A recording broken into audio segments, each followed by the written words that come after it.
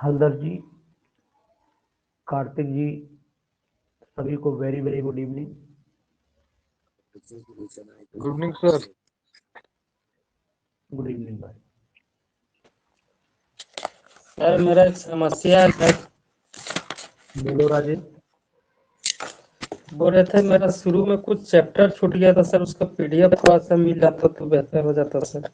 Sunday को मैं, आज क्या दिन है, वेडनेसडे, संडे की सुबह में सब पूरी पीडीएफ लाइन से डालूंगा, जितनी जिसको चाहिए वो ले लीजिएगा।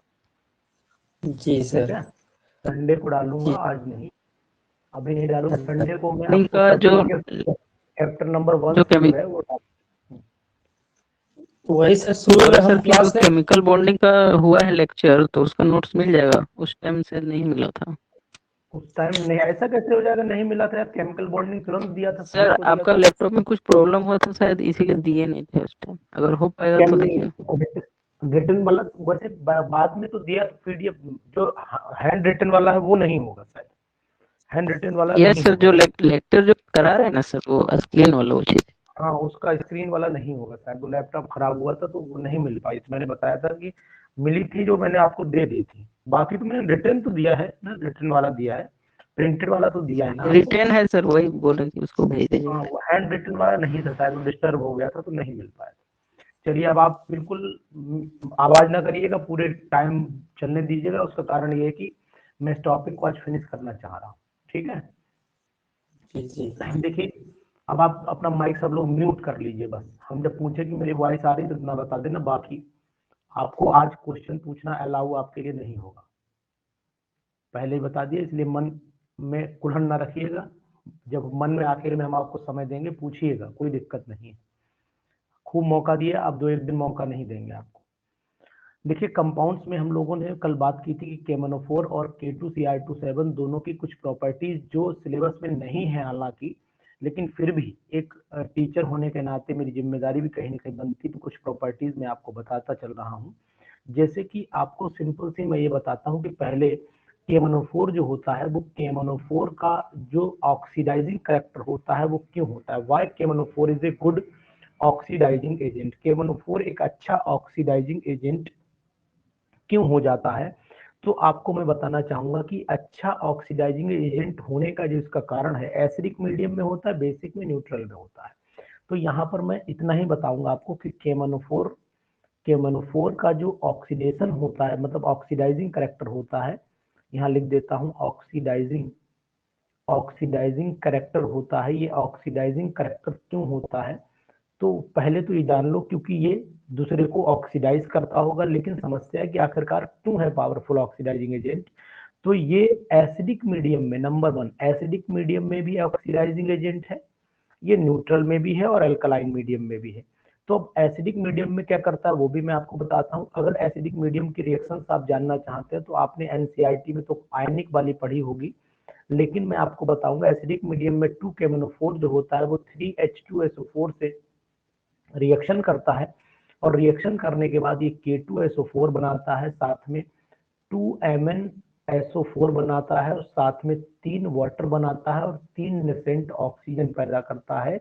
इसी की वजह से ये अच्छा ऑक्सीडाइजिंग एजेंट है, ये ऑक्सीजन प्रोड्यूस कर रहा है एसिडिक मीडियम में। एक बात, दूसरी बात ये भी मैं बताना चाहूंगा कि अगर मैं देखता हूं तो आयनिक रिएक्शन अगर लिखना चाहूं तो MnO4 नेगेटिव जो होता है वो Mn डाई पॉजिटिव में चेंज हो जाता है। यहाँ पर ऑक्सीडेशन स्टेट +7 थी, यहाँ +2 रह गई, मतलब 5 इलेक्ट्रॉन का डिफरेंस यहाँ पर आ रहा है। और जब इसमें क्या करना है, इसको यहाँ तक पहुंचाने के लिए आपको 5 इलेक्ट्रॉन जोड़ने पड़ेंगे, तो मतलब यहाँ पर +5 इलेक्ट्रॉन, तो gain of electron is called reduction. और जिसका जो मतलब जो प्रोसेस जो हो रहा है, जो रिडक्शन कर रहा है, मतलब वो खुद क्या होगा, वो मतलब आपको पता ही है ऑक्सीडाइजिंग एजेंट वाला हो कंडीशन में चला जाएगा। तो loss of electron is called oxidation, gain of electron is called reduction. जिसका ऑक्सीडेशन होता है वो रिड्यूसिंग एजेंट, और जिसका रिडक्शन होता है वो ऑक्सीडाइजिंग एजेंट। ये डेफिनेशन भी आपने पढ़ रखी होगी। तो इसका रिडक्शन हुआ मतलब ये खुद ऑक्सीडाइजिंग एजेंट की तरह बिहेव करने लगता है। दोनों तरीके से मैंने आपको बता दिया।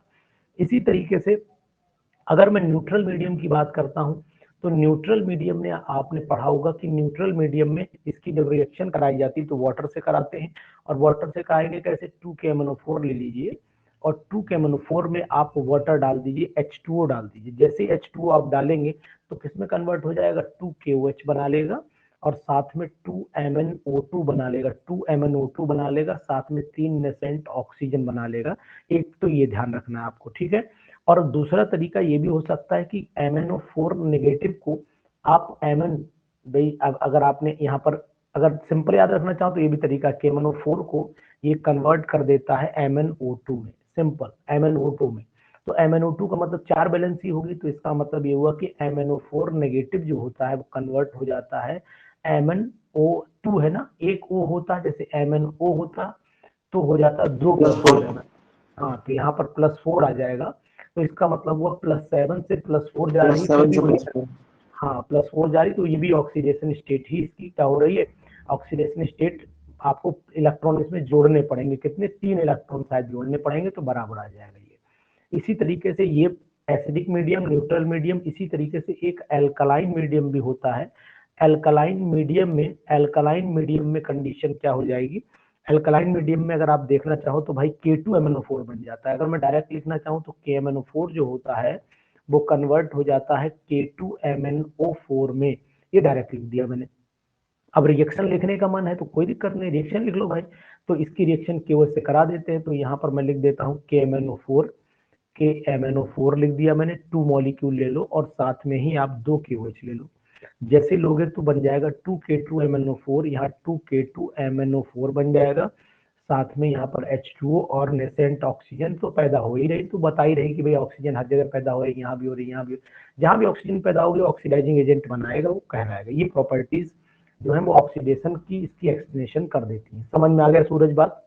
तो ये इन्हीं से आप कोई भी एक्सप्लेन कर सकते हो। ये जो है Ki को I2 में ऑक्सीडाइज कर देता है, फेरस को फेरिक में कर देता है, एंड सो ऑन। ऐसे बहुत सारी प्रॉपर्टीज से एक्सप्लेन की जाती है जो सिलेबस में, खाली इस पे मेहनत ज्यादा ना करिएगा, नहीं तो आप पढ़ तो ज्यादा लेंगे लेकिन क्वेश्चन इससे बहुत लंबा नहीं आने की कोई चांस बन रहा है।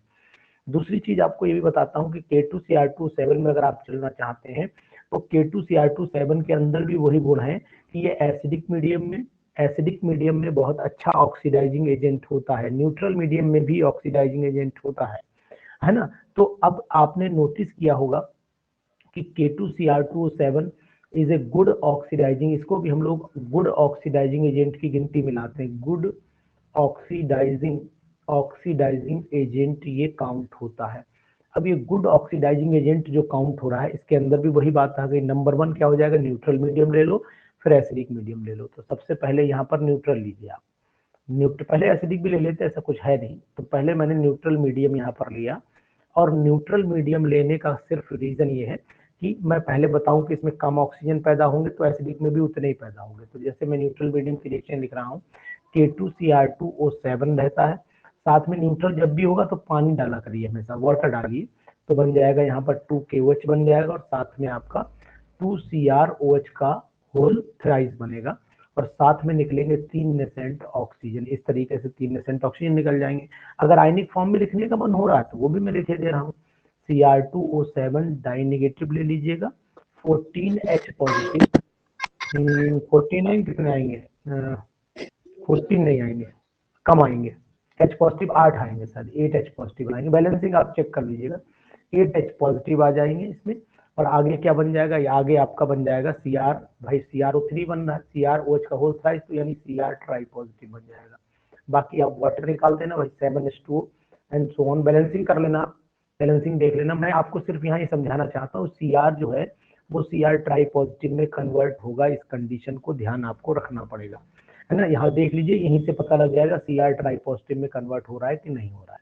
जबकि अगर हम लोग यही कंडीशन एसिडिक मीडियम की बात करते हैं, एसिडिक मीडियम में बात करते हैं, तो यहाँ Cr2O7 die negative plus 14H positive ion आते हैं और इसमें इलेक्ट्रॉन जुड़ेंगे 7, 6 दूनी 12, यानी 6 जुड़ेंगे, 6 इलेक्ट्रॉन जुड़ेंगे और 6 इलेक्ट्रॉन जुड़ने के बाद ये बनेगा 2Cr ट्राई पॉजिटिव। यहाँ भी वही कंडीशन।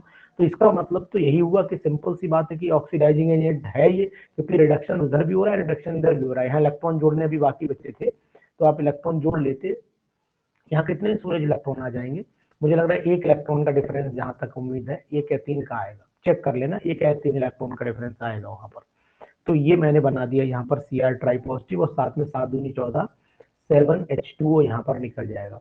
अब यहाँ पर ओवरऑल आपको समझना ये नहीं, रिएक्शन नहीं रटनी है, ये बात आपको ध्यान रखनी कि अच्छा ऑक्सीडाइजिंग एजेंट क्यों है, क्योंकि ये नेसेंट ऑक्सीजन पैदा कर रहा है। नेसेंट ऑक्सीजन ऊपर भी पैदा हो रही है और नेसेंट ऑक्सीजन नीचे भी पैदा हो रही है। अगर आप कहो कि सर नीचे कैसे पैदा हो रही है, तो नीचे भी पैदा करके दिखा देते हैं। देखो भैया, K2Cr2O7 लिया, साथ में इसमें H2SO4 डाल दीजिए और 8 H2SO4 डाल देना बैलेंसिंग करने के लिए। बाकी आप समझदार हो। यहाँ माइक ऑफ करिए। K2SO4 लिया, सर नेसेंट का मतलब अकेला हाइड्रोजन होता है? नेसेंट का मतलब होता है H, केवल H। और जैसे नेसेंट ऑक्सीजन मतलब होती तो O2 ही है, लेकिन ये O2 तुरंत पैदा होती है, इसीलिए इसको हम लोग नेसेंट बोलते हैं। बहुत ज्यादा रिएक्टिव होती है, तो यहाँ पर Cr2SO4 का होल थ्राइस हो गया। बाकी आप बैलेंस कर लेना, 4H2O निकलेंगे और तीन नेसेंट ऑक्सीजन, 4H2O निकलेंगे, 3 नेसेंट ऑक्सीजन। नेसेंट का मतलब बहुत ज्यादा रिएक्टिव है, क्योंकि ये तुरंत बनी हुई है। तो ये हमने कुछ प्रॉपर्टीज आपको बता दी जिनका आपको ख्याल रखना पड़ेगा। जो कल सूरज ने पूछा था कि सर इनकी ऑक्सीडाइजिंग प्रॉपर्टी आप बता दीजिएगा, तो वो मैंने बताई। लेकिन अगर आपका पढ़ने का इनका मन ना हो तो बहुत जरूरी नहीं है, क्योंकि सिलेबस से बाहर जा रही है ये चीज, इसलिए। अब यहाँ पर मैं क्या करूंगा, यहाँ पर आपको एक चीज और बहुत इंपॉर्टेंट बताऊंगा कि जब हम डी ब्लॉक पढ़ते तो मैंने बताया था कि एफ ब्लॉक भी साथ ही साथ पढ़ा जाता है। और एफ ब्लॉक को हम लोग अगर नोटिस करना चाहते हैं तो एफ ब्लॉक को हम लोग क्या बोलते हैं, आपको पता होगा, इनर ट्रांजिशन एलिमेंट के नाम से। मैंने बोला था कि अभी नहीं, अलग से बताऊंगा। इनर ट्रांजिशन एलिमेंट के नाम से भी इसे जाना जाता है। तो इनर ट्रांजिशन जो एलिमेंट होते हैं, ये एक्चुअली में एफ ब्लॉक जो होता है ये बॉटम पे होता है पीरियोडिक टेबल के। इसका general electronic configuration N-2, F में 1 से लेकर के 14 तक होते हैं। 5 यानी कि यहाँ पर N-1D ले लीजिए, N-1D। अब D में 0 या 1 हो सकता है, इससे ज्यादा नहीं आएगा। जबकि NS में 2 फाइनल है, यहाँ 2 ही आएंगे, यहाँ 1 कभी नहीं आएगा। तो ये दोनों का इसका इलेक्ट्रॉनिक कन्फिग्रेशन होता है। एफ ब्लॉक जो एलिमेंट होते हैं ये 2 पार्ट में डिवाइड कर दिए जाते हैं। ये 2 पार्ट में डिवाइड करते हैं। एक पोर्शन कहलाता है इनका लेंथेनॉइड्स कहलाता है, दूसरा पोर्शन इसका एक्टिनॉइड्स कहलाता है। जो लेंथेनॉइड्स होते हैं ये 4F सीरीज के एलिमेंट कहलाते हैं, 4F सीरीज के एलिमेंट। और पहला मेंबर डी ब्लॉक का लेंथेनम होता है, ये जो है 5F सीरीज के एलिमेंट कहलाते हैं। और इनका जो पहला मेंबर होता है वो एक्टिनियम होता है। ये बात आपको ध्यान रखनी पड़ेगी। ये रेडियो एक्टिव होते हैं, ऑल आर रेडियो एक्टिव। यहाँ all are radio active nature में होते हैं, रेडियो एक्टिव, ठीक है। और इसमें केवल promethium PM is radio active, इसमें केवल पीएम इज रेडियो एक्टिव। तो ये बात ध्यान रखना, इसमें सभी रेडियो एक्टिव है, इसमें पीएम ही रेडियो एक्टिव है ओनली। ये बात ध्यान रखना, only PM is radio active in nature. In elements को हम लोग इनर ट्रांजिशन एलिमेंट इसलिए भी बोलते हैं क्योंकि ये प्रॉपर्टी वेरिएशन के साथ साथ इनका लास्ट इलेक्ट्रॉन अंदर इनर मोस्ट एफ ऑर्बिटल में जाता है, इनर मोस्ट एफ ऑर्बिटल में जाता है। तो इनर मोस्ट एफ ऑर्बिटल का मतलब हुआ कि एंटी पेनल्टीमेट। एक होती है वैलेंस शेल, अगर आपको जानकारी है तो एक होती है वैलेंस शेल, एक होती है पेनल्टीमेट शेल। पेनल्टीमेट शेल होती है, पेनल्टीमेट शेल, और एक होती है आपकी एंटी पेनल्टीमेट शेल होती है, ठीक है। तो अब इनमें आपको ये ध्यान रखना पड़ेगा कि हमारा इलेक्ट्रॉन यहाँ जा रहा है, ऊपर नहीं जा रहा है कहीं पर, ठीक है। ये चीज हो गई। इनमें कौन कौन से एलिमेंट आते हैं आपको अगले पेज पे बता दे रहा हूँ। इनमें जो एलिमेंट आते हैं वो आपको बता देता हूँ कि यहाँ देखो, लाला सियाराम,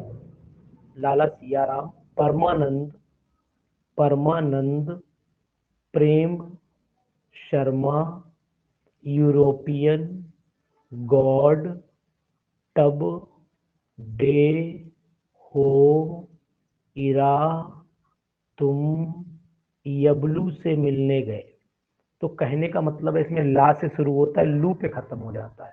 लालू, याद है लालू, तो ये 57 है, ये 58 है, और लास्ट वाला शायद 71 होता है, ये वाला 71 होता है ना। 58, 59, 60, 61, 62, 63, 64, 65, 66, 67, 68, 69, 70 एंड 71।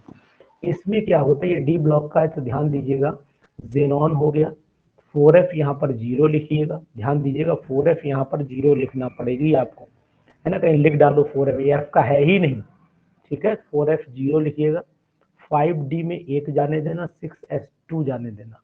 अब इसी तरीके से इस वाले को जब लिखना तो यहाँ लिखना जेनॉन, 4F में 1 जाने देना, 5D में 1 जाने देना, 6S में 2 जाने देना, ऐसे ही चलते रहना। अब बाकी यहाँ पर कर लेना।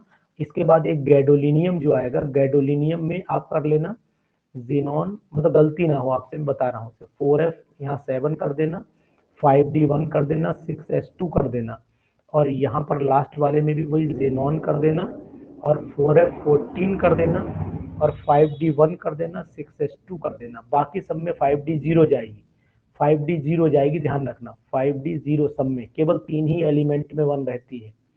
3 एलिमेंट है, 1 2 3, ऊपर वाले से तो मतलब नहीं, वो तो डी ब्लॉक का है, लेकिन 1 2 तीनों में डी में 1 रहेगा, बाकी सब में डी 0 रहेंगे। ध्यान रखना पड़ेगा आपको, गलती ना हो। डी 0 यहाँ भी अब कर लो, समझ गया ना मेरी बात, मैं क्या करना चाह रहा हूँ। डी 0, 6S हमेशा सब जगह 2 ही रहेगी, तो यहाँ आंख बंद करके 6S 2 ही रख दो, यहाँ सोचना ही नहीं है। बाकी F में बराबर करते जाना, इलेक्ट्रॉन आपको पता है कितने भरने, समझदार हुई तो इनके इलेक्ट्रॉनिक कन्फिग्रेशन जनरल आप लिख लोगे। अब मुझे भरोसा है सूरज भाई, ये आता होगा, लिख लोगे। सर ये कह रहे थे कि लेंथेनाइट्स बोलेगा तो हम लोग ये इसको लेंथेनम को कंसीडर करेंगे, लेकिन एफ ब्लॉक बोलेगा तो लेंथेनम कंसीडर नहीं करेंगे। नहीं करेंगे वैसा तो कहीं कहीं पे अगर पूछ दिया फर्स्ट मेंबर ऑफ लेंथेनाइट तो फिर क्या लिखेंगे sir? First member of lanthanoid cerium ही लिखा जाएगा, लेंथेनम नहीं लिखा जाएगा। तो क्या लिखेंगे? लेंथेनम? नहीं लेंथेनम नहीं, लेंथेनॉइड ये एलिमेंट यहाँ से है, ये लेंथेनॉइड है, वो लेंथेनम लेंथेनॉइड नहीं है, ये एक्चुअली में ये लेंथेनॉइड है। ये इसलिए लिखा जा रहा है कि ये इसलिए लिखा जा रहा है क्योंकि इनकी प्रॉपर्टी ये लोग फॉलो कर रहे हैं, इसलिए इसको कंसीडर नहीं करते हैं, पहला एलिमेंट नहीं। लेकिन इसे साथ में इसलिए पढ़ना जरूरी हो रहा है क्योंकि अगर इसे नहीं पढ़ रहे हैं तो फिर ये लेंथेनॉइड नहीं रह जाएगी, क्योंकि इसकी प्रॉपर्टी फॉलो कर रहे हैं। मेरी बात आप समझ पा रहे नहीं? फर्स्ट मेंबर ऑफ लेंथेनॉइड ही होता है, सीरियम ही होता है, लेंथेनम नहीं होता है। ठीक है, समझ रहे हैं बात में? 58 से ही शुरू होता है। ये बात अगर आपसे ये पूछा जाए कि लेंथेनॉइड, लेंथेनम को लेंथेनॉइड अगर मैं मान रहा हूं तो क्या ये ब्लॉक का है, तो आप बताओगे ये ब्लॉक का नहीं है, ये डी ब्लॉक का एलिमेंट है।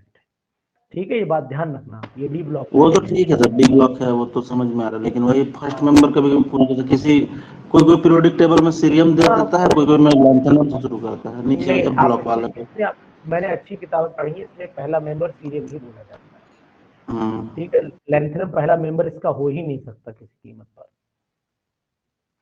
चलिए इसीलिए किस ग्रुप का एलिमेंट कहलाएगा ग्रुप में अगर बोलेंगे तो? ग्रुप में तो थर्ड ग्रुप का है, ये सभी थर्ड ग्रुप में है, ये पूरे थर्ड ही ग्रुप में है सब। लेंथेनम थर्ड ग्रुप का है ना। चलिए अब इसके बाद जो है हम लोग चल लेते हैं इनकी प्रॉपर्टीज पर। देखिए सबसे इंपॉर्टेंट एक ही प्रॉपर्टी इसमें इंपॉर्टेंट है, बाकी तो सब चलती रहती है। सबसे इंपॉर्टेंट प्रॉपर्टी है इसका एटॉमिक रेडियस और आयनिक रेडियस, वही पूछा जाता है, उसी पे क्वेश्चन आता है, बाकी कुछ नहीं पूछते। एटॉमिक रेडियस, आयनिक रेडियस, और इसी को हम लोग प्यार से बोलते हैं, बताओ कोई लोग, lanthanoid contraction. Lanthanoid contraction,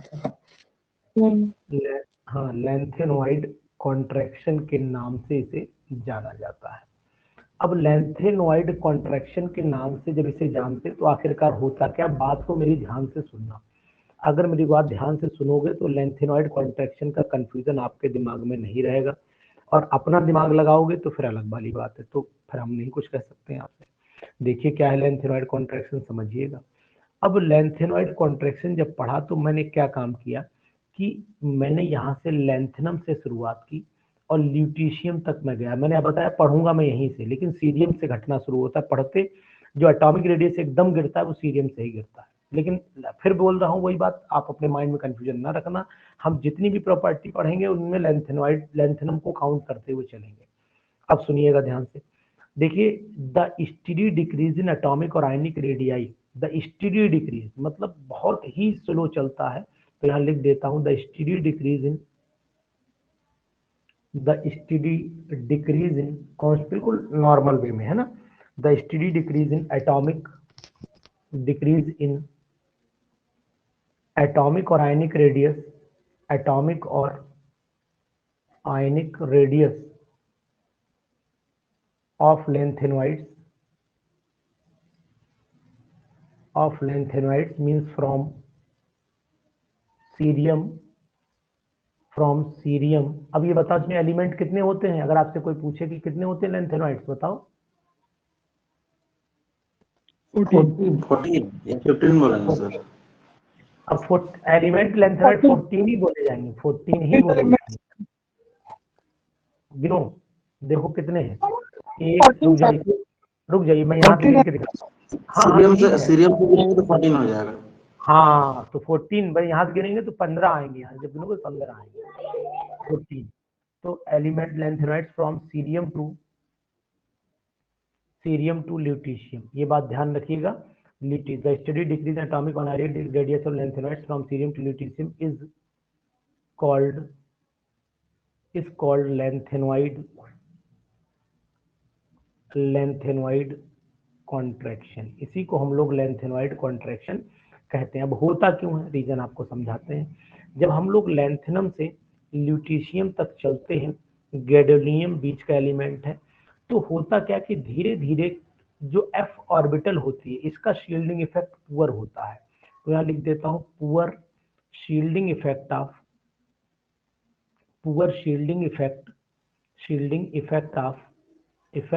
4f orbital. 4f orbital का जो शील्डिंग इफेक्ट होता है पुअर होता है, इसका मतलब न्यूक्लियस बाहर के इलेक्ट्रॉनों को तेजी से अपनी तरफ खींच रहा होता है। जब न्यूक्लियस बाहर के इलेक्ट्रॉनों को तेजी से खींचना शुरू करेगा तो क्या करेगा, साइज घटेगा, बढ़ेगा नहीं, साइज घटेगा। तो साइज स्लो घटता है, बहुत तेजी से नहीं घटता, स्लो घटता है, इसी को हम लोग लैंथेनोइड कॉन्ट्रैक्शन कहते हैं। और आपकी नॉलेज के लिए मैं आपको ये बताना चाहूंगा कि हम लोग अगर लैंथेनोइड सीरीज में चलते हैं तो 14 एलिमेंट चल जाएंगे, 14 एलिमेंट चल जाएंगे और एटॉमिक रेडियस में कमी मात्र 9 पिकोमीटर की आती है, इससे ज्यादा पिकोमीटर की कमी नहीं आती है, ध्यान दीजिएगा। यानी कि अगर हम लोग चलते हैं लैंथेनोइड सीरीज में तो 14 एलिमेंट चलेंगे, लेकिन अगर हम इनका डिफरेंस देखेंगे तो मुश्किल से 9 पिकोमीटर का डिफरेंस मिलेगा इन एलिमेंट्स में, मतलब एक ही, इसीलिए इनको पूरा एक एलिमेंट माना गया। ये 14 एलिमेंट नहीं है, ये 14 एलिमेंट नहीं है, ये केवल एक ही एलिमेंट जैसे मान लिए गए, क्योंकि इनके एटॉमिक रेडियस में न के बराबर कमी आई, बिल्कुल एटॉमिक रेडियस लगभग कांस्टेंट हो गया। मैं अगर आपको सही बताऊं तो इनके एटॉमिक रेडियस में बहुत माइन्यूट डिफरेंस आता है। 86 पिकोमीटर जो होता है वो सबसे छोटा साइज है और 106 पिकोमीटर सबसे बड़ा साइज होता है। तो मान लीजिए कि लगभग कितना हो गया, 6 उधर हो गया, 4 10 पिकोमीटर मान लीजिए आप, 10 पिकोमीटर का डिफरेंस मायने नहीं रखता है कुछ भी इनके केस में, इसलिए इनको एक एलिमेंट जैसा काउंट किया गया। ध्यान दीजिएगा, बहुत इंपॉर्टेंट बात। इसके बाद ये पूछा गया कि इनके कॉन्सिक्वेंसेस क्या होते हैं, मतलब इनसे इफेक्ट क्या आ रहा है, कॉन्सिक्वेंसेस ऑफ लैंथेनोइड कॉन्ट्रैक्शन। तो लैंथेनोइड कॉन्ट्रैक्शन के कॉन्सिक्वेंसेस क्या है साहब, तो आपको बताना चाहूंगा कि सबसे पहली प्रॉपर्टी तो ये होती है कि इनके अंदर एक तो ये खास बात है कि it is difficult to separate, ये डिफिकल्ट, इम्पॉसिबल नहीं है, डिफिकल्ट टू सेपरेट, इनको सेपरेट करना डिफिकल्ट होता है, एक बात ध्यान रखना। दूसरी बात आपको ये ध्यान रखनी है कि इनका जो बेसिक करैक्टर होता है वो भी आपको बता देता हूं कि LaOH का होल थराइज जो है वो मोर बेसिक होता है और LuOH का होल थराइज लीस्ट बेसिक होता है। क्यों? क्योंकि जब La से Lu की तरफ चलते हैं तो बेसिक यानी कोवेलेंट करेक्टर बढ़ता है। ट्राई पॉजिटिव, ये भी ट्राई पॉजिटिव है, यहाँ क्या बढ़ेगा, कोवेलेंट करेक्टर बढ़ेगा। कोवेलेंट करेक्टर जब बढ़ेगा तो ये OH जल्दी नहीं देगा। जब आयनिक करेक्टर ज्यादा कहाँ होगा, आयनिक यहाँ ज्यादा होगा, ये मोर आयनिक होगा। जब ये मोर आयनिक होगा और ये लेस आयनिक हो गया, तो जो मोर आयनिक है वही तो जल्दी OH देगा।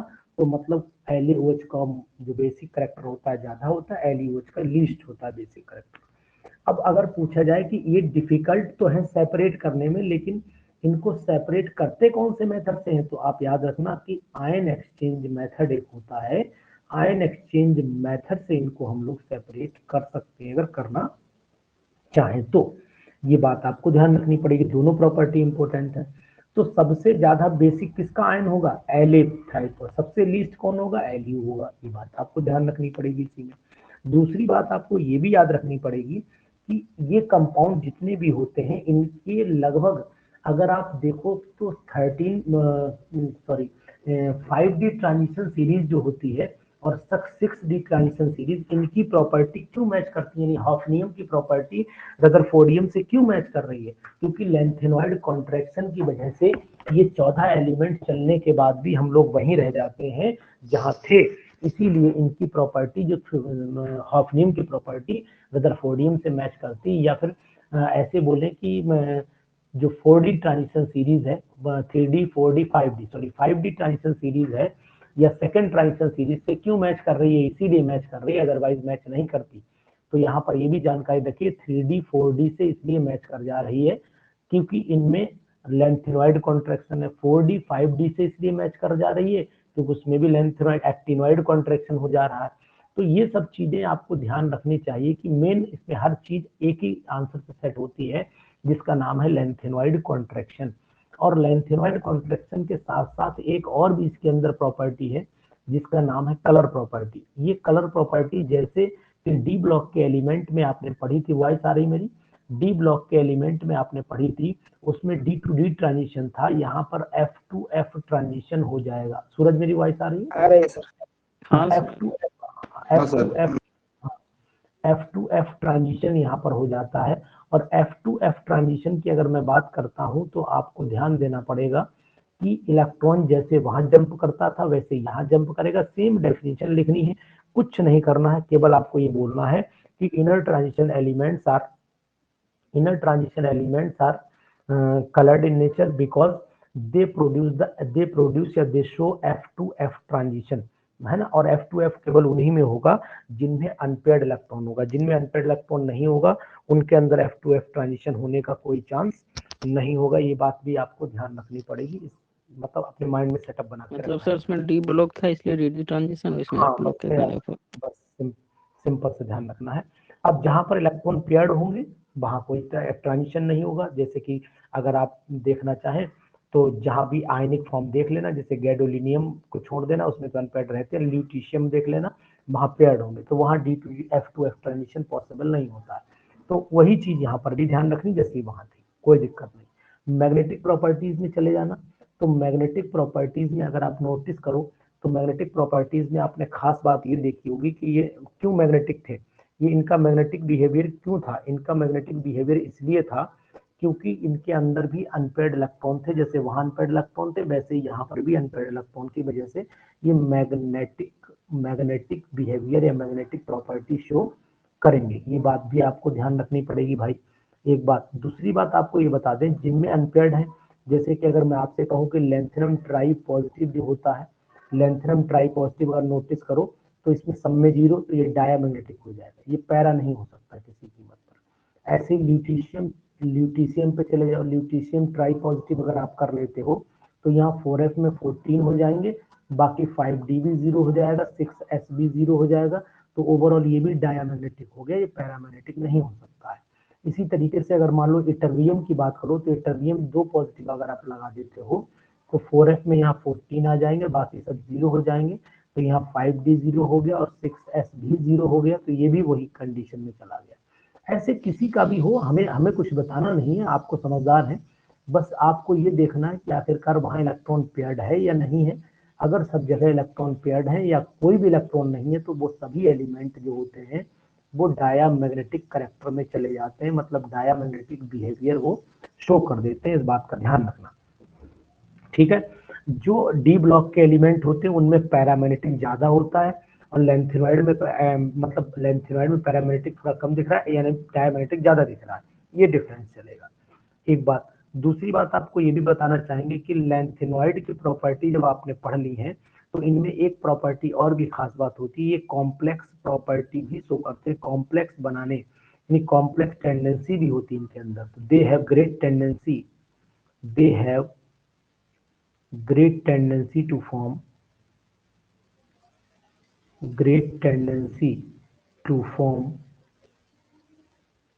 form complexes। ये बात आपको ध्यान रखना पड़ेगा क्योंकि एफ ऑर्बिटल होने की वजह से ऐसा होता है।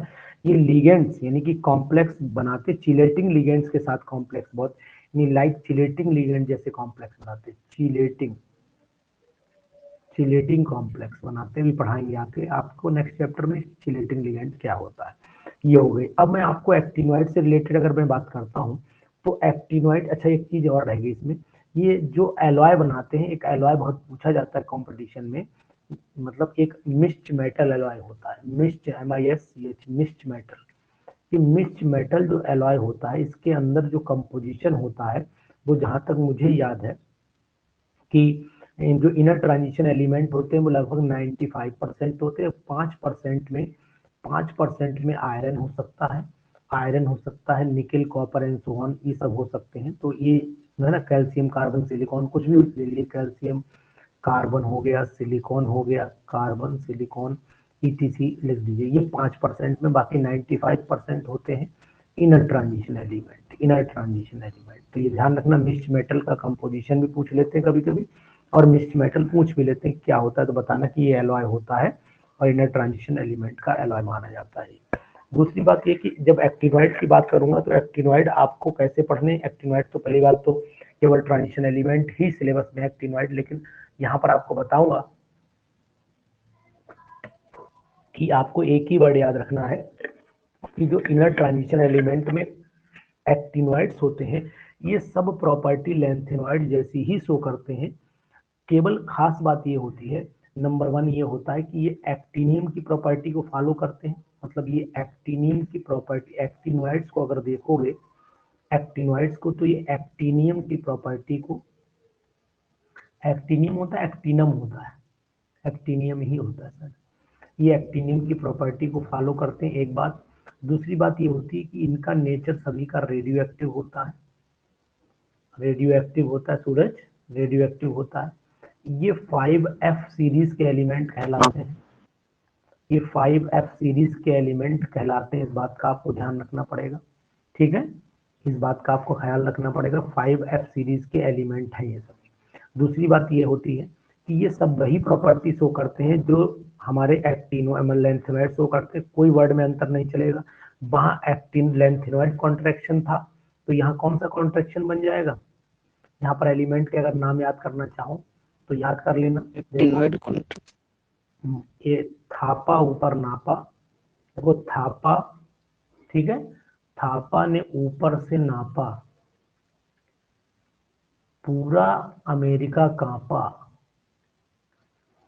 पूरा अमेरिका कांपा, ठीक है, पूरा अमेरिका कांपा।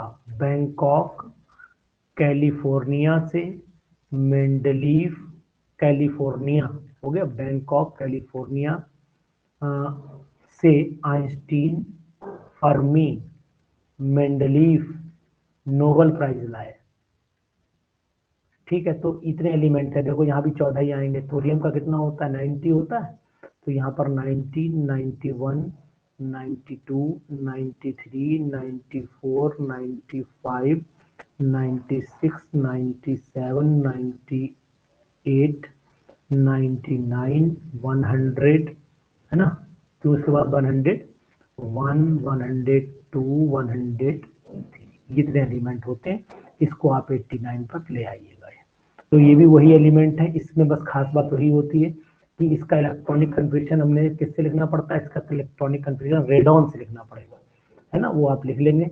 अब इनमें खास बात वही कि इनकी प्रॉपर्टी सब वही याद रखिएगा। लेंथेनॉइड कॉन्ट्रैक्शन की जगह क्या याद रखोगे, यहाँ पर एक्टिनॉइड कॉन्ट्रैक्शन याद रखोगे। क्या याद रखोगे, एक्टिनॉइड कॉन्ट्रैक्शन। एक्टिनॉइड कॉन्ट्रैक्शन किसकी वजह से होता है, 5F की वजह से होता है, जबकि वो 4F की वजह से था। दूसरी बात, ये ज्यादा होता है, मोर पुअर, वो पुअर है, ये मोर पुअर होता है, ये भी गरीब, ये महागरीब है, मोर पुअर रहता है। दूसरी चीज ये आ जाती है कि इनके अंदर भी मैग्नेटिक प्रॉपर्टीज वही होंगी, सेम मैग्नेटिक प्रॉपर्टीज शो करेंगे, सेम कलर प्रॉपर्टी शो करें। मतलब इसे मुझे बहुत कुछ नहीं बताना है, वही बोलना है जो पीछे बोला था। अंतर सिर्फ मैं आपको बताता चल रहा हूँ। वहां 4F ऑर्बिटल में F2F ट्रांजिशन था, यहाँ पर निशांत कौन सा होगा, F2F ट्रांजिशन होगा, 5F ऑर्बिटल की F2F ट्रांजिशन हाँ माना जाएगा। ठीक है, ये बात ध्यान रखनी पड़ेगी। इनके अंदर अगर आपसे ये बात कही जाए कि कॉमन ऑक्सीडेशन स्टेट क्या थी, तो दोनों के अंदर लेंथेनॉइड एक्टिनॉइड दोनों की कॉमन ऑक्सीडेशन स्टेट जो है वो +3 रहती है। दोनों की कॉमन ऑक्सीडेशन स्टेट +3 रहती है, जबकि मैक्सिमम ऑक्सीडेशन स्टेट लेंथेनॉइड की +4 होती है। मैक्सिमम लेंथेनॉइड +4 शो करता है, एक्टिनॉइड +4 +5 +6 शो करता है। ये डिफरेंस भी आपको याद रखना पड़ेगा। और ऑक्सीडेशन स्टेट की अगर मैं बात करता हूँ तो आपको ये भी मुझे बताना जरूरी पड़ जा रहा है कि ऑक्सीडेशन स्टेट के हिसाब से लैंथनम, गैडोलिनियम, ल्यूटीशियम केवल +3 ही शो करते हैं। अगर मैं पीछे जाऊं तो पीछे वाले टॉपिक में आपको बताऊं कि लैंथनम जो होता है वो केवल +3 शो करता है, गैडोलिनियम ये भी केवल +3 ही शो करता है। अगर मैं ल्यूटीशियम की बात करूं तो ये भी +3 ही शो करता है, इसके अलावा ये दूसरी ऑक्सीडेशन स्टेट शो नहीं करते। जबकि अदर एलिमेंट जो होते हैं +2 +4 भी शो करते हैं। यानी अदर एलिमेंट जो होते हैं, अदर एलिमेंट्स वो जो होते हैं +2 और +4 भी शो करते हैं। जबकि हम लोग यहाँ वापसी लेते हैं तो यहाँ आपको बताना चाहूंगा कि कॉमन ऑक्सीडेशन स्टेट में बोल चुका हूँ इनकी +3 है, लेकिन ये +2 +4 और प्लस कितनी बताई मैंने, +7 या +5, 6 अच्छा ठीक, बहुत होशियार लग रहा है। +4 +5 +6 ऑक्सीडेशन स्टेट भी शो करते हैं। तो ऑक्सीडेशन स्टेट अगर मैं इनकी देखता हूँ तो +4 +5 और +6 ये ऑक्सीडेशन स्टेट भी आती है। जबकि कॉमन जो ऑक्सीडेशन स्टेट होती है, जो कॉमन ऑक्सीडेशन स्टेट होती है वो +3 ही इनकी भी मानी जाती है। ठीक है, तो इनकी प्रॉपर्टीज बहुत ज्यादा आपको डिटेल में नहीं जाना है, इनमें केवल वही ध्यान रखना है जो मैंने आपको बोला कि ये कॉम्प्लेक्स भी बनाते हैं, तो वो जैसे वो बनाते तो ये भी बनाते हैं। इनमें मिक्स्ड मेटल जैसा कोई इफेक्ट नहीं आता है, उनमें मिक्स्ड मेटल जैसा एलॉय बनता था, इनमें कोई एलॉय ऐसा नहीं बनता है। बस एक बात और भी ध्यान रखना पड़ेगी, डी और एफ ब्लॉक के जो एलिमेंट आपने पढ़े, इन एलिमेंट में अगर मैं आपको कुछ खास बातें बताऊं तो मुझे भी अच्छा लगेगा। नंबर 1 आपको ये बता देता हूं कि सबसे ज्यादा डी ब्लॉक का एलिमेंट ऐसा होता है आयरन, Fe। Fe एक ऐसा एलिमेंट होता है जिसको कंस्ट्रक्शन में यूज किया जाता है। कंस्ट्रक्शन में पढ़ा है आपने, कंस्ट्रक्शन में यूज करते हैं, याद है आपको, और देखा भी होगा आपने, इसको सबसे ज्यादा कंस्ट्रक्शन में यूज किया जाता है। दूसरी बात बता देता हूँ, टाइटेनियम ऑक्साइड TiO, इसको व्हाइट पिगमेंट पेंट में यूज किया जाता है। व्हाइट है ना, व्हाइट पिगमेंट लिख सकते हैं, व्हाइट पिगमेंट इन पेंट्स, इसे पेंट्स में व्हाइट पिगमेंट में, ये इसलिए लिख रहा हूँ कहीं धोखे से यूज पूछ डाले किसी का। MnO2 को ड्राई सेल बैटरी में यूज करते हैं, तो यहाँ पर लिख देता हूँ MnO2 is used in dry cell batteries में, ड्राई सेल बैटरीज में यूज इसको किया जाता है। इसके बाद मैं आपको बताऊंगा कि कॉपर से क्वाइंज मेटल जानते हो, क्वाइंज मेटल Cu Ag और Au, ये क्वाइंज हाँ कि क्वाइंज मेटल में इसको यूज किया सिक्का जाता बनाने में। है, सिक्का बनाने में। इसी तरीके से डी ब्लॉक के एलिमेंट में जो कैटलिस्ट होते हैं वो आपने सुना होगा, मैंने पीछे लिखवा दिए थे कि B2O5 जो होता है, निकिल होता है, प्लेटिनम होता है ना, पैलेडियम होता है, इसी तरीके से MnO2 होता है, Mn होता है, MnO होता है, Mn2O3 होता है। ये सब कैटलिस्ट की तरह यूज किए जाते हैं। जिगलर नाटा कैटलिस्ट TiCl4 और ट्राई इथाइल एल्यूमिनियम को जिगलर नाटा कैटलिस्ट की तरह यूज करते हैं, है ना, ये भी आपने पढ़ा होगा। तो ये सब चीजें आपको एक माइंड सेटअप में रखनी पड़ती हैं। दूसरा एक और मुझे लगा कि बता दूं कि AgBr जो होता है AGBR को फोटोग्राफिक प्लेट में यूज किया जाता है। फोटोग्राफिक प्लेट्स में इसका यूज होता था। ठीक है, एक बात आपको ये ध्यान रखनी पड़ेगी। और सीरियम मैग्नीशियम का यूज जो है फ्लैश लाइट में, फ्लैश जब लगती तो अंदर जो पाउडर पड़ता था वो सीरियम मैग्नीशियम एलॉय होता था। तो यहाँ लिख सकते हो आप cerium magnesium alloy, magnesium alloy is used in photographic flashes।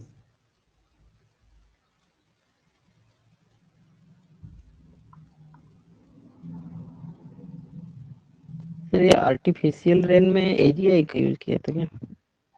Artificial rain में अधिकतर AGI के साथ में कैल्शियम क्लोराइड भी डालते हैं, है ना। सीरियम का यूज जो होता है वो सिगरेट लाइटर में भी किया जाता है। यहाँ लिख देता हूँ, some alloy of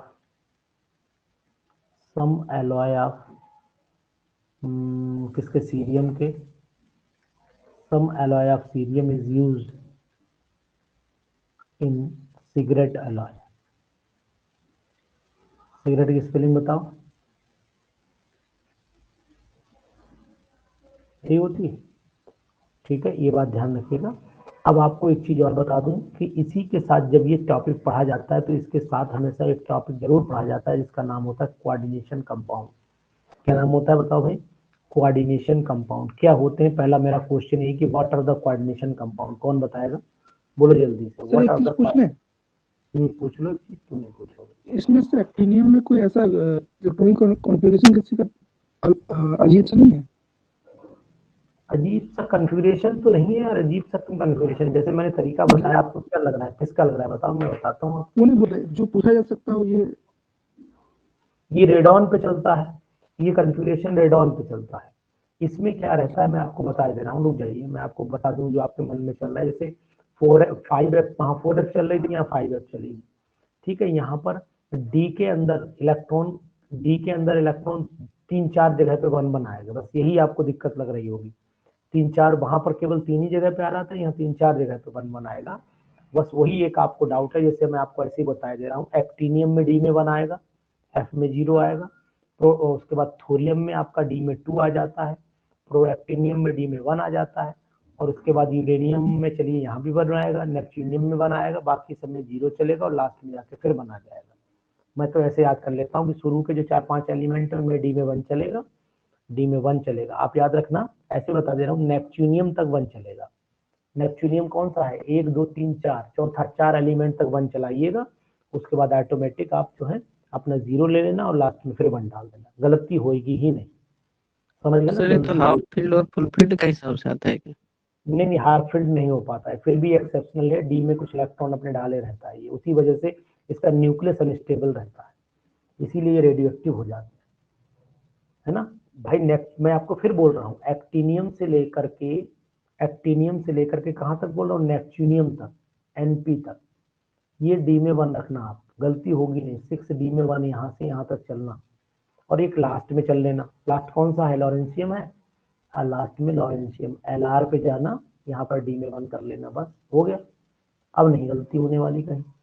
ठीक, एक जगह मैंने 2 भी बोला था कहीं पर, थोरियम में, सॉरी, हाँ थोरियम, हाँ थोरियम में, वो स्टार्टिंग में 2 है। एक्टिनियम के बाद थोरियम में यहाँ पर 2, 6D2, बाकी नहीं है, सब ठीक है, कोई डाउट नहीं है। चलिए अब हम लोग, एक मैंने आपसे बताया कि जब हम ये एलिमेंट पढ़ते हैं तो इन एलिमेंट्स के साथ में हम लोगों को कोऑर्डिनेशन कंपाउंड पढ़ना बहुत जरूरी हो जाता है। तो बताएंगे क्या सूरज भाई कि what are the coordination compound? Suraj, what are the coordination compound? Sir share pair of electron जो है वो हमारा लिगेंड का ही रहता है। और बताओ कुछ, और बताओ भाई, और बताओ कुछ।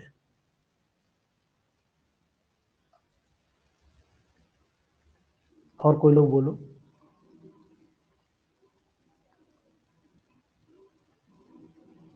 तो कोऑर्डिनेट कोवेलेंट बॉन्ड बनाता है। मतलब मन से नहीं बता रहे हो, नींद आ रही क्या सूरज? हाँ सर। कंप्लीटली आयन पे नहीं टूटते हैं ये। और बॉन्ड आयनिक प्योरली होता है, CFT तो बताता है यही। अच्छा, और कुछ देखिए, coordination compounds are those compounds in which central metal ion is surrounded by the ligands through the coordinate bond। जो आप बोल रहे हैं उसको एक प्रॉपर में बोल दोगे तो अच्छा लगेगा। और शेयर्ड पेयर की यहाँ बात नहीं करनी, यहाँ सिर्फ इतना बताना कि कोऑर्डिनेट बॉन्ड के थ्रू इलेक्ट्रॉन आएंगे, तो सिंपल सी बात है वो लिगेंड के ही इलेक्ट्रॉन होंगे, दूसरा तो कोई से इलेक्ट्रॉन देगा नहीं। तो सबसे पहले मैं आपको जब ये बताऊं कि कोऑर्डिनेशन कंपाउंड पढ़ाऊं तो सबसे पहले एक कंपाउंड पढ़ाना पड़ेगा मुझे, एडिशन कंपाउंड। एडिशन कंपाउंड, अब ये एडिशन कंपाउंड क्या होता है तो मैं आपको बता दूं कि addition compounds are those compounds which are obtained by the combination of two or more simple compounds. Simple salt को जब मिलाते हैं दो या दो से ज्यादा तो एडिशन कंपाउंड बनते हैं। तो एडिशन कंपाउंड में दो कैटेगरी आ जाती है, एक आ जाती है डबल सॉल्ट की, एक आ जाती है डबल सॉल्ट की, और एक आ जाती है आपकी कैटेगरी, दूसरी वाली जो कैटेगरी आती है वो कॉम्प्लेक्स कंपाउंड की आती है। तो अब भैया फिर वही बात है कि आखिरकार ये डबल सॉल्ट क्या होते हैं। तो डबल सॉल्ट वो एडिशन कंपाउंड होते हैं जो पानी में घोलने पर आयोनाइज हो जाते हैं, अपने आयंस में टूट जाते हैं, यानी they dissociate into their ions. ठीक है, सिंपल आयंस बना लेते हैं। तो ये सिंपल आयन सब उसमें अलग अलग हो जाएगा सर, जितना मिल्क और बनाएगा। इसमें कॉम्प्लेक्स आयन बनता है। तो डबल सॉल्ट जो होते हैं they form simple ions, they lose their identity on dissolving in water. पानी में घोलोगे इनकी पहचान खत्म हो जाएगी। एग्जाम्पल K2SO4 डॉट Al2SO4 का होल थराइज डॉट 24H2O हो गया एक, तो ये हो गया। उसी तरीके से आपने पढ़ा होगा मोहर सॉल्ट का फार्मूला भी जो लैब में यूज करते हुए, FeSO4 डॉट NH4 का whole twice SO4 dot 6H2। ये सब अगर पानी में घोलोगे तो अपनी प्रॉपर्टी को लूज कर देते हैं, खो देते हैं, क्योंकि इनमें सिंपल आयन बनते हैं। जबकि कॉम्प्लेक्स कंपाउंड जो है, जैसे कि मान लो K4 लिया तुमने, FeCN का होल 6 लिया, इसको अगर आप आयनाइज करोगे तो बनाएगा 4K पॉजिटिव बनाएगा, और FeCN का होल 6 4 नेगेटिव बनाएगा। तो मीनिंग ये हुआ कि ये कॉम्प्लेक्स आयन बनाते हैं और अपनी प्रॉपर्टी को लूज नहीं करते। They do not lose their identity on dissolving in water. पानी में घोलने पर अपनी प्रॉपर्टी को लूज नहीं करते हैं, एक बात। दूसरी बात ये होती है कि अगर मैं अब कॉम्प्लेक्स कंपाउंड को पर्टिकुलर वे में डिफाइन करने की कोशिश करूं तो आपको ये बताना चाहूंगा कि कॉम्प्लेक्स कंपाउंड जो होते हैं इनमें मेटल आयन जो होता है, सेंट्रल मेटल आयन, ये लिगेंड से घिरा रहता है through coordinate bond. Coordinate bond के ये लिगेंड होते हैं चारों तरफ, L का मतलब लिगेंड हो गए। ये लिगेंड दो से अधिक हो जाएंगे, है ना, इस तरीके से लिगेंड हो जाते हैं, ये चारों तरफ से घेर लेते हैं, कोऑर्डिनेट बॉन्ड के थ्रू घेरते हैं इन्हें। तो इसलिए हम इनको कॉम्प्लेक्स कंपाउंड जो बोल रहे हैं वो इसीलिए बोल रहे हैं क्योंकि कॉम्प्लेक्स स्ट्रक्चर इनका होता चला जा रहा है, एक बात। अब ये जो स्फीयर बना, ये कोऑर्डिनेशन स्फीयर कहलाता है, जिसमें मेटल एटम लिगेंड से घिरा रहता है। उस एरिया को हम लोग बोलते हैं क्या, कोऑर्डिनेशन स्फीयर। कोऑर्डिनेशन स्फीयर जो होती है वो पॉजिटिव भी हो सकती है, वो नेगेटिव भी हो सकती है। यानी यहाँ लिख सकते हैं कोऑर्डिनेशन स्फीयर जो है, यहाँ लिख देते हैं कोऑर्डिनेशन स्फीयर। कोऑर्डिनेशन स्फीयर जो होती है, कोऑर्डिनेशन स्फीयर, ये मे बी पॉजिटिव हो सकती है, ये नेगेटिव भी हो सकती है, ये न्यूट्रल भी हो सकती है। अगर आप कहो कि सर एक एक एग्जाम्पल दे दो तो मैं आपको बताने की कोशिश करूंगा कि जैसे पॉजिटिव वाले में NiNH3 का होल 6 में ले सकता हूं और ऊपर लिख सकता हूं इस पे 2 पॉजिटिव, ये तो पॉजिटिव वाली हो गई। नेगेटिव वाली अभी लिखी थी, FeCN का होल 6 ऊपर आ जाता है 4 नेगेटिव। न्यूट्रल वाली ये हो गई NiCO का होल 4, इस तरीके से ये वाली कंडीशन हो गई। तो ये स्पेसिफिक, यानी कि अगर आपसे कहें कि कोऑर्डिनेशन स्फीयर वो एरिया होता है जहां सेंट्रल मेटल आयन लिगेंड से घिरा रहता है, उसी को हम लोग बोलते हैं कोऑर्डिनेशन स्फीयर। ये बात ध्यान रखना पड़ेगी आपको। अब न्यूट्रल हो गई, नेगेटिव पॉजिटिव तीनों कैटेगरी मैंने आपको बता दी। अब एक बात ये आती है कि लगातार हम एक टर्म यूज कर रहे हैं जिसका नाम है लिगेंड। ये लिगेंड क्या बला है, what is the meaning of the ligand. Ligand वो एटम और ग्रुप होता है जो सेंट्रल मेटल आयन को lone pair of electron donate करता है थ्रू कोऑर्डिनेट बॉन्ड। बताओ ये सही बात है गलत बात है? बताओ ये सही बात है गलत बात है? बोलो। तो ये लिगेंड हो जाते हैं। तो ligands donate a pair of electron to the central metal ion through coordinate bond. Coordinate bond के थ्रू इलेक्ट्रॉन डोनेट करते हैं। सूरज सो गए क्या? सर। सुन रहे हो? हाँ सर। ठीक। इसके बाद आपको ये बता देना चाहूंगा कि लिगेंड के भी टाइप होते हैं। नंबर 1 यूनिडेंटेट लिगेंड, एक दांत वाला घोड़ा होता है यूनिडेंटेट। इसको मोनो भी बोलते हैं। हाँ हाँ, यूनिडेंटेट लिगेंड होता है। इसको आप मोनो बोलो, कोई दिक्कत नहीं। जिसमें केवल एक डोनर साइट होती, contains only one donor site. इसमें केवल एक डोनर साइट होती है, ये बात ध्यान रखना। बी, एक होता है बाइडेंटेट लिगेंड। बाइडेंटेट, और बाइडेंटेट कौन सा होगा बताओ भाई? बाइडेंटेट लिगेंड वो होगा इसमें 2 डोनर साइड रहेगा। कंटेनिंग 2 डोनर इसपे साइट। CN आइसोसाइनाइड या साइनाइड बोल सकते हैं। नहीं, वो नहीं होता है। ये पहला इथिलीन वाला डायमीन EDTA। नहीं, EDTA हेक्साडेंटेट है, ऑक्सलेट आयन हो सकता है यहाँ। इस सर तरीके से DMG होगा। डाइमिथाइल ग्लाइऑक्साइम। हाँ इथिलीन डायमीन होगा सर, इथिलीन हाँ डायमीन। होगा, वो होगा, पॉसिबल है। तो ये जो एग्जाम्पल आप बोल रहे हो, तो ये सब अगर हम ऐसे बोलें कि एक हो गए मोनोडेंटेट या यूनिडेंटेट और दूसरे हो गए पॉलीडेंटेट। अब पॉलीडेंटेट में चाहे कोई भी लगा दो, चाहे बाई, ट्राई, टेट्रा, है ना। तो सब मैं एक काम ही करता हूँ, यहाँ बाईडेंटेट की जगह लिख देता हूँ पॉलीडेंटेट, झंझट खत्म कर देता हूँ। यहाँ पॉलीडेंटेट लिख देता हूँ और पॉलीडेंटेट में सब आ जाएंगे। अगर 2 हैं, 2 डोनर साइट हैं, तो 2 डाई बाई हो जाएगा। और लिख देता हूँ, रुक जाओ, एक काम ये करता हूँ, इसको भी डिवाइड कर देता हूँ। अगर मैं यहाँ पर 2 और मोर कर दीजिए ना सर, 2 और मोर। 2 और मोर डोनर साइट्स कर देता हूँ। ठीक है, अब तो गलती नहीं, डोनर साइट। तो ये बात ध्यान रखिएगा। अब इसमें बहुत सारे एग्जाम्पल हैं, जैसे कि अगर मैं बात करता हूँ सीएन लिगेंड जो होता है यूनिडेंटेट होता है। ये कैसा होता है? यूनिडेंटेट लिगेंड है, डेंटेट लिगेंड है। इसी तरीके से अमोनिया भी यूनिडेंटेट है, क्योंकि ये डोनर साइट इधर है। ये कार्बन से डोनेट कर रहा है, तो इसको मैं इधर ही बनाऊंगा। ये भी यूनिडेंटेट में चल रहा है। अब बाईडेंटेट में आपने बनाया था CH2। तो वो नाइट्रोजन से पॉसिबल है ना, उसके पास तो लोन पेयर इलेक्ट्रॉन है। हाँ तो वो पढ़ेंगे एम्बिडिएंट वाले में।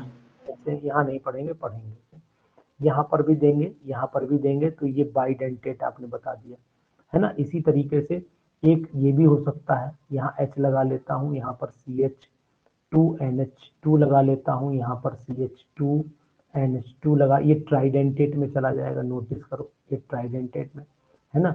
इसी तरीके से अगर आप चाहो तो EDTA बना लो, है ना। EDTA कैसे बनाओ? डाइथाइलिन, क्या बोलते हैं EDTA को? बोलो, ethylene diamine tetra एसीटेटो ion.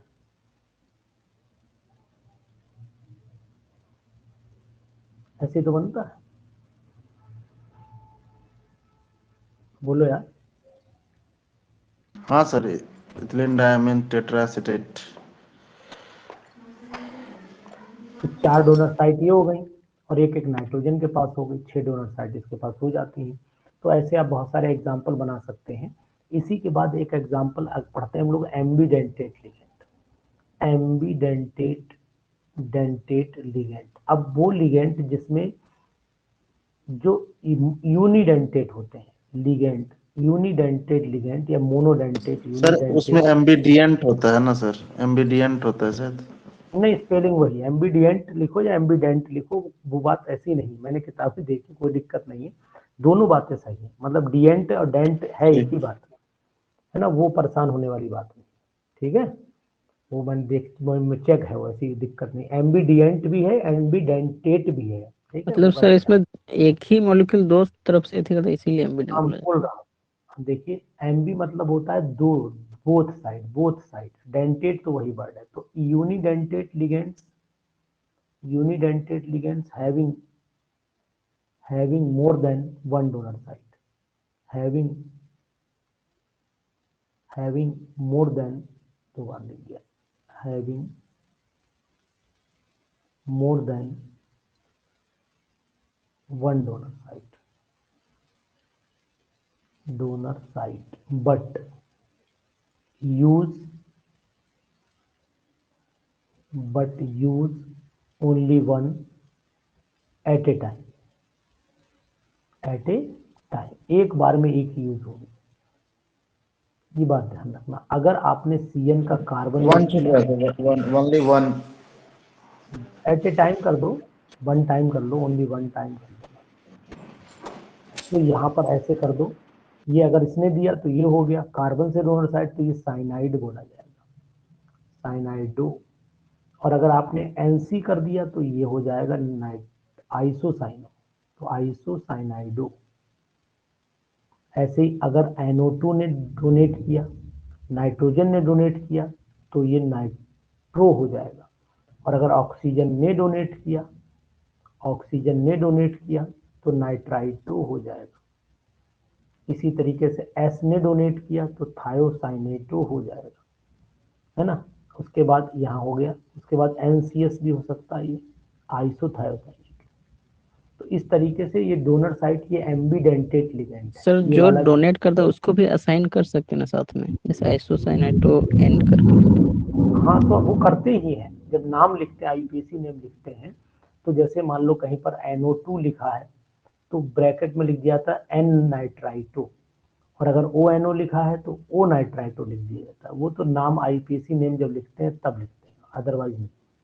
IUPAC name में वो कंसेप्ट चलता है। तो ये लिगेंड एक तो ये हो गए। दूसरे लिगेंड एक और खतरनाक लिगेंड होते हैं जिनका नाम होता है चिलेटिंग लिगेंड। क्या नाम होता है? चिलेटिंग लिगेंड होता है। Chelating ligand. तो चिलेटिंग लिगेंड होता है, चिलेट का मतलब होता है, चिलेट का मतलब होता है क्लॉ मतलब पंजा, पंजा। तो ये पंजा जो होता है क्लॉ लाइक स्ट्रक्चर बनाते हैं ना, या रिंग लाइक स्ट्रक्चर मान लो आप, रिंग लाइक स्ट्रक्चर बनाते हैं। तो इसका मतलब ये हुआ कि वो मल्टी डेंटेड लिगेंड्स, ये हमेशा ध्यान रखिएगा, ये मल्टी ही काम करेंगे। Multi dentate ligands which form a claw-like or ring-like structure when surrounds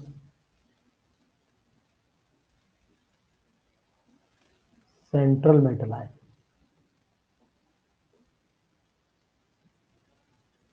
To increase their stability,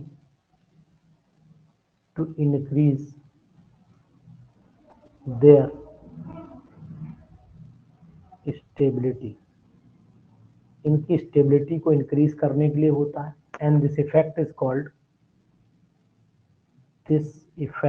called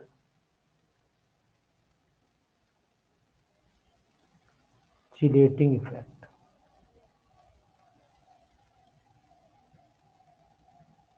ठीक है। अब इसमें जैसे मान लीजिए ये वाला लिया मैंने, इथाइलिन डायमीन वाला लिया,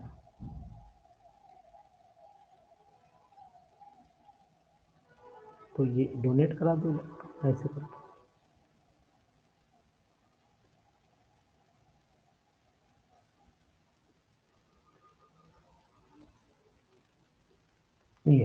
तो ये इस तरीके से घेर लेते हैं चारों तरफ से कि ये कंपाउंड स्टेबल बन जाता है। तो इसी स्टेबिलिटी को बढ़ाने के लिए जब सेंट्रल मेटल आयन लिगेंड से घिर जाता है, तो वो भी मल्टी डेंटेड लिगेंड से घिर जाता है, तो उसी को हम लोग बोलते हैं चिलेटिंग लिगेंड बोलते हैं, और फिनोमिना को चिलेशन बोलते हैं। ये चिलेटिंग इफेक्ट के नाम से भी ये जाना जाता है। ध्यान दीजिएगा, बहुत इंपॉर्टेंट बात है। इसी के साथ साथ आपको ये भी बताना चाहूंगा, एक होमोलैप्टिक कॉम्प्लेक्सेस होते हैं, एक हेट्रोलैप्टिक कॉम्प्लेक्सेस होते हैं। कॉम्प्लेक्सेस भी दो तरीके के होते हैं, होमोलैप्टिक भी होते हैं। बताओ सूरज, क्या होता है होमोलैप्टिक? बोलो होमोलैप्टिक। पढ़े थे सर, भूल रहे हैं थोड़ा। Containing same type of ligand, इनमें एक ही तरीके के लिगेंड्स लगे हों। जैसे कि मान लीजिए ठीक याद आ गया सर। CONH3 का होल 6 और होल थ्राइस ऊपर पॉजिटिव, ये एक ही टाइप के हो गए ना। इसी तरीके से हेट्रोलेप्टिक भी होते हैं, हेट्रोलेप्टिक भी होते हैं। हेट्रोलेप्टिक के अंदर containing different types of ligand, different types of ligand, जैसे कि अगर एग्जांपल आए तो CO, Cl2 क्लोरीन दो के कटा, साथ हाँ इनके साथ कुछ दूसरा लगा दो, ये इनका होल प्राइस ऊपर पॉजिटिव, ये हेट्रोलेप्टिक लिगेंड्स कहलाते हैं। समझ रहे मेरी बात, नहीं समझ पा रहे। इसी तरीके से एक होते हैं होमो न्यूक्लियर कॉम्प्लेक्स, एक होते हैं पॉली न्यूक्लियर कॉम्प्लेक्स, वो भी ध्यान रखना। एक होते हैं होमो न्यूक्लियर कॉम्प्लेक्स और एक होते हैं पॉली न्यूक्लियर कॉम्प्लेक्स। होमो का मतलब एक ही न्यूक्लियस होना चाहिए, जैसे अभी मैंने एग्जांपल दिया CONH3 का होल 6, एक ही सेंट्रल मेटल आयन है, तो ये होमो हो गए।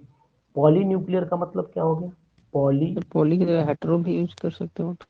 हाँ पॉली, हेट्रो ना यूज करो, पॉली यूज, पॉली मतलब कई सारे, डिफरेंट नहीं कई सारे न्यूक्लियर कॉम्प्लेक्सेस। जब होमो न्यूक्लियर मतलब एक जैसा एक ही मेटल आयन हो, और पॉली मतलब बहुत सारे न्यूक्लियस हो उसमें, तो बहुत सारे न्यूक्लियस का मतलब हुआ जैसे ऐसा कॉम्प्लेक्स बन जाए। मैं एग्जांपल देता हूं आपको, NH3 का होल 4 CO कोबाल्ट है ये, फिर यहाँ NH, फिर यहाँ NH, फिर यहाँ CO, फिर यहाँ NH3 का होल 4, तो 2 कोबाल्ट दिख रहे हैं आपको, 2 कोबाल्ट दिख रहे हैं आपको, तो ये पॉली न्यूक्लियर की कैटेगरी में चला जाता है, ध्यान दीजिएगा, बहुत ही इंपॉर्टेंट बात है। इसी तरीके से हम आपको ये भी बताना चाहेंगे कि इसी तरीके से हम लोग, आपने ऑक्सीडेशन नंबर तो निकाल ही लेते हो, ऑक्सीडेशन नंबर निकाल लेते हो कि ऑक्सीडेशन नंबर कैसे निकाला जाता है, पता है? ऑक्सीडेशन नंबर निकाल लेते हो सेंट्रल मेटल आयन का? हाँ सर, एक मान के और बाहर में चार्ज। जैसे कि मान लो पूछा जाए कि ऑक्सीडेशन नंबर में, ऑक्सीडेशन नंबर में FeCN का होल 6 में Fe का ऑक्सीडेशन नंबर बताओ, कैसे बताओगे? लेंगे CN का -1 इंटू 6 करेंगे और इक्वल्स टू Fe का यही आएगा। ठीक है। हाँ सर, अगर यही, अगर कोऑर्डिनेशन नंबर की बात करें तब 6 हो जाएगा। 6 आ जाएगा। 6 क्या लिगेंड होता है उसके अप्रोच कोऑर्डिनेशन कर नंबर? रहे हैं। डिफाइन करो what is coordination number. Sir जब number ligand of central ligands metal को मल्टीप्लाइड जब बाय सराउंड डेंसिटी। करता है, एक लोग बोलो, एक लोग बोलो। Number of ligand multiply by density. Number of ligands multi, definition बोलो, डेफिनेशन तो फार्मूला होगा। Central metal atom connected by the number of ligands. आराम से समझ नहीं पाया, फिर से बोलो यार एक बार। Central metal atom connected with the number of ligands is called coordination number. देखो इसमें ऐसे बोलो, ज्यादा बढ़िया रहेगा। सेंटर, देखो number of the donor sites, number of the donor sites provided by the ligands, जितनी लिगेंड्स डोनर साइट प्रोवाइड करता है वही उसका कोऑर्डिनेशन नंबर कहलाता है। ये चीज आपको ध्यान रखनी पड़ेगी, बड़ा सिंपल है, बड़ा कोई दिक्कत ऐसा नहीं है इसमें। ठीक है, क्या बोलोगे? Number of the donor sites provided by the ligands to the central metal ion. अब जैसे कभी कोई जो होता है वो एक डोनर साइट डालता है, कभी 2 डोनर साइट डाल रहा है, कभी 3 डाल रहा है, एंड सो ऑन, ऐसे करके ही चलती रहेंगी। तो इस बात का आपको ध्यान रखना पड़ेगा कि जैसे अगर कहीं बाइडेंटेट लिगेंड हो गया, आपने धोखे से भी ये बोल दिया कि नंबर ऑफ द लिगेंड्स, तो अब बाइडेंटेट में खतरा हो जाएगा, गलत हो जाएगी डेफिनेशन, इसलिए हमेशा बोलना number of the donor sites provided by the ligands. जैसे अगर पूछा जाए कि इसका कोऑर्डिनेशन नंबर कितना होगा, इसका कोऑर्डिनेशन, सीआर का कोऑर्डिनेशन नंबर बताओ। अच्छा, सीआर का कोऑर्डिनेशन नंबर कितना होगा? 6 हो जाएगा। 6 हो जाएगा। तो यहाँ लिख इथिलीन दो डाइंग कोऑर्डिनेशन नंबर कितना हो जाएगा? 2 × 3 मतलब 6 हो गया। ऐसे ही अगर आपसे पूछा जाए इसमें बताओ FeCN का होल 6 में कोऑर्डिनेशन नंबर कितना आ रहा है? आयरन का आ रहा है, बोलो। 6। कोऑर्डिनेशन 6 नंबर आएगा। यहाँ पर भी 6 आ रहा है। तो इस तरीके से ये चीज आपको ध्यान रखनी पड़ेगी। तो ये पढ़ लिया आपने ऑक्सीडेशन नंबर, कोऑर्डिनेशन नंबर, समझ में आ गया? समझ में आ गया? सर एक बोलो डिफरेंट सर। लिगेंड का एग्जांपल दे देना सर, जिसमें दो लिगेंड दो लिगेंड हो तो बहुत सारे एग्जाम्पल है, कोई भी लिख लो जहाँ तुम्हारा मन करे यार। चलो ये लिख लेते हैं, CONH3 का होल 4 लिख लो, Cl2 लिख लो, ऊपर लगा लो एक पॉजिटिव लगा लो। चलो इसमें भी कोऑर्डिनेशन नंबर कितना हो गया, 4 और 2 6।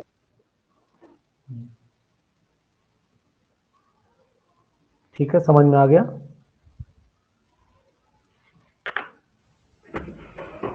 एक मिनट रुक जाना भाई।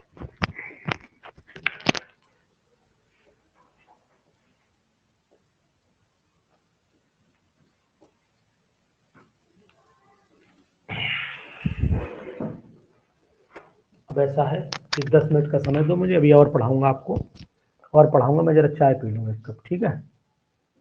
ये सर चाहिए। मैं जरा एक कप चाय पीता हूँ, उसके बाद आपको पढ़ाता हूँ। और सभी लोग, मैं आपको पूरे मन से 2 घंटे का समय अब दे रहा हूँ, इसलिए आप लोगों से भी निवेदन है कि जिन जिन की फीस ड्यू है, जिनकी नहीं है कोई ज़रूरत नहीं है, लेकिन जिनकी ड्यूज है पुराने आगे पीछे, वो अपने क्लियर करिए आप, ये आपसे मेरी रिक्वेस्ट है। बाकी अगर भाई आपकी बहुत बड़ी समस्या है तो मैं सहयोग करूंगा, मुझे कोई प्रॉब्लम नहीं। लेकिन अगर आपको मतलब ये लगता है कि सर 1-2 दिन प्लस माइनस मेरा कहीं चल रहा है, तो हम एडजस्ट सब करेंगे, लेकिन ईमानदारी के साथ कि सर ऐसी समस्या तो आपके साथ, लेकिन वही कि चुपचाप रहोगे नहीं बताओगे तो उसमें फिर हमें भी प्रॉब्लम रहती है ना। तो अपनी चीजें आप एकदम अपडेट करिए। मैं जरा चाय पी लूँ, फिर मैं आपको एक अभी मान के चलो 1 घंटे और पढ़ाऊंगा, ठीक है? आप भी जब तक चाय वाय पी लीजिए, फिर अभी बस 10 मिनट के बाद मिलते हैं, ठीक? ये सर। ओके।